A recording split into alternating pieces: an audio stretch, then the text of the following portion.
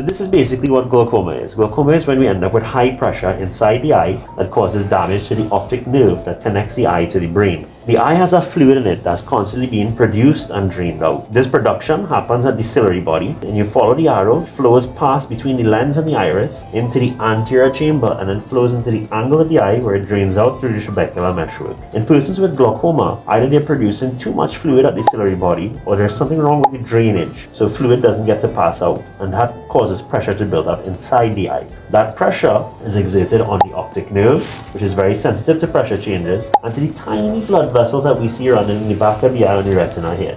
Just analogous to the way a hose with low water pressure would be. If you were to step on it, water wouldn't flow through that hose any longer. In the same way, these blood vessels supplying blood, the pressure tends to clamp off the vessels. And very slowly, very slowly, over many years, you tend to get some neuron cell death, and that's how glaucoma contributes to loss of vision. So if we have a look over here, we can actually see this is how a person with normal vision sees.